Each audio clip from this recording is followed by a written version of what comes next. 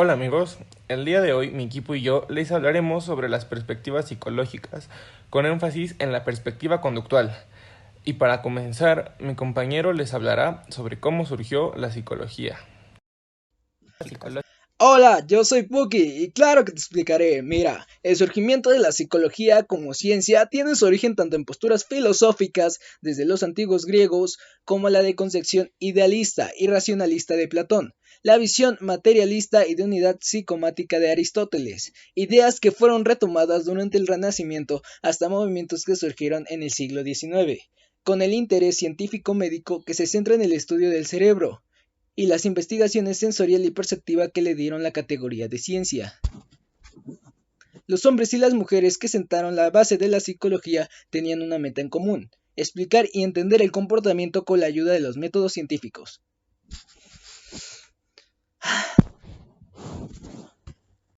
Oh, vaya. Oye, ¿y qué son las perspectivas psicológicas, amigo? Puntos de vista. Las perspectivas en psicología ofrecen distintos puntos de vista y hacen hincapié en distintos factores. Además, esta se enfoca en asumir supuestos sobre la conducta humana, sobre el funcionamiento de la mente y difiere en la forma en que lo explican, porque las personas se comportan como lo hacen. Puedes dejar de grabar. ¿Crees que puedas hablarme sobre alguna de las perspectivas psicológicas que existen?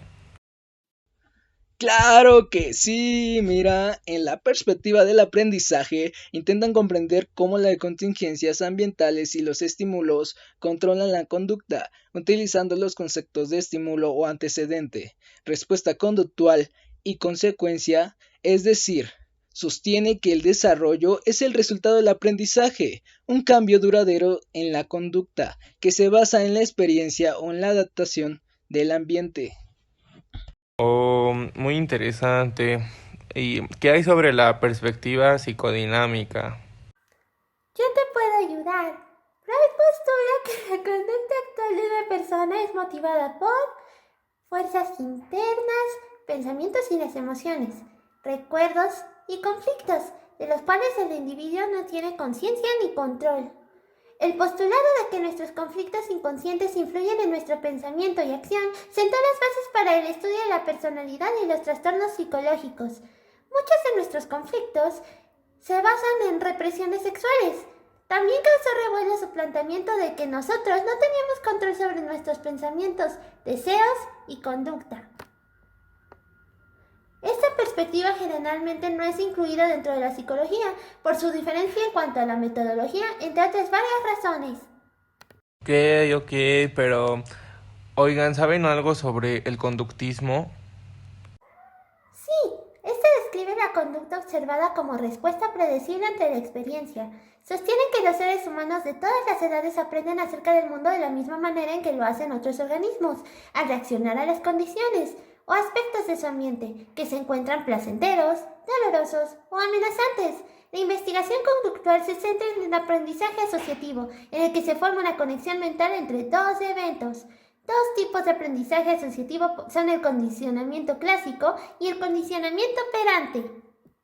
Así es, tienes una buena idea, pero primero te hablaré un poco de cómo es que surgió esta perspectiva llamada conductual. Bueno, pues el conductismo surgió a partir de las investigaciones de John Watson, quien retomó los descubrimientos de Ivan Pavlov sobre el condicionamiento clásico, que era una técnica utilizada habitualmente en el entrenamiento comportamental, en la que un estímulo previamente neutral se combinaba con una respuesta automática o refleja, o sea, una respuesta no condicionada, logrando así que eventualmente el estímulo neutral pudiera evocar la respuesta refleja sin la necesidad del estímulo neutral. Por Ivan Pavlov, para determinar el conductismo como una unidad física de observación, medición y control. Oh, esto es muy interesante. ¿Puedes hablar más sobre Watson y sobre lo que descubrió? Sí, yo puedo decirte. El conductismo se establece formalmente con la publicación del clásico de John Watson llamado El Manifiesto Conductista en 1913, en la que Watson Plasmó la idea que tenía de que la conducta humana podría ser moldeada en su totalidad tal y como lo resume en una de sus frases más icónicas. Dadme una docena de niños sanos, bien formados, para que los eduque, y yo me comprometo a elegir uno de ellos al azar, y adiestrarlo para que se convierta en un especialista de cualquier tipo que yo pueda escoger. Médico, abogado, artista, hombre de negocios e incluso mendigo o ladrón, prescindiendo de su talento, inclinaciones, tendencias, aptitudes, vocaciones y raza de sus antepasados. Sí, es por esto que Watson, quien es considerado como el padre del conductismo, al igual que los otros conductistas estrictos de la época que creían que el comportamiento era meramente el resultado de la experiencia, dando como resultado que el conductismo clásico se definiera como que cualquier persona podría ser entrenada para actuar de una manera particular mediante el adecuado condicionamiento. Y es así que desde 1920 hasta 1950 el conductismo se establece como la escuela de pensamiento más fuerte en la psicología. Sí, yo conozco los supuestos básicos del conductismo. El primero enuncia que el conductismo se enfatiza en el papel de los factores ambientales en la influencia en el comportamiento, eliminando casi por completo los factores heredados o innatos. O sea, que se le da prioridad a un enfoque centrado en el aprendizaje. El segundo es que la psicología debe de ser vista como una ciencia, pues las teorías tienen la necesidad de ser respaldadas en todo momento por datos empíricos y observables del comportamiento. Es así que Watson afirmó que la psicología conductista es una rama experimental puramente objetiva de la ciencia natural y cuyo objetivo teórico es la predicción y el control. Así es.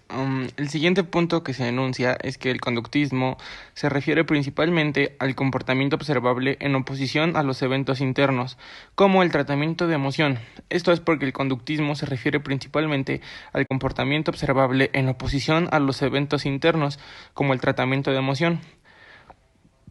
El cuarto básico enuncia que existe poca diferencia entre el aprendizaje que tiene lugar en los humanos y el de otros animales, pues afirma que al no existir una distinción exacta o cualitativa entre el comportamiento humano y animal, se debe de investigar tanto en humanos como en animales, llamado esto psicología comparada. Es por esto que las ratas y las palomas durante mucho tiempo fueron una gran fuente de datos para los conductistas, pues sus entornos eran fáciles de controlarse.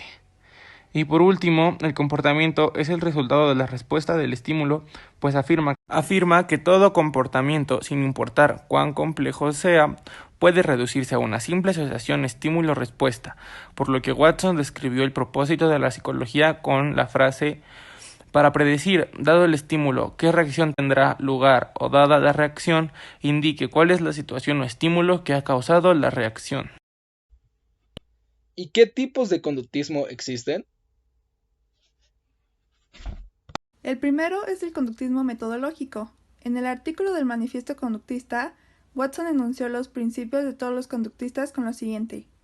Watson decía que la psicología a través del punto de vista conductista es una rama experimental, puramente objetiva de la ciencia natural, cuyo objetivo teórico es la predicción y control de la conducta, y que las formas de introspección no son parte esencial de sus métodos y el valor científico de sus datos depende de la disposición con la cual ellos presten a sí mismos la interpretación en términos de la conciencia.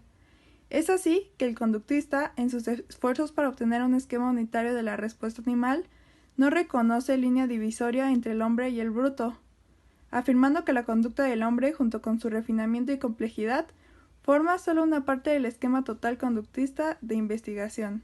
Ok, y pues finalmente el conductismo radical.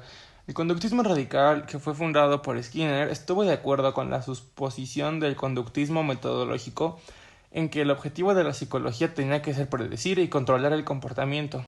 Y otro punto en el que concordaban era que tanto Skinner como Watson reconocían el papel de los eventos mentales internos, y aunque estuvo de acuerdo en que esos eventos privados no podían utilizarse para explicar el comportamiento, sí debían explicarse dentro del análisis del comportamiento.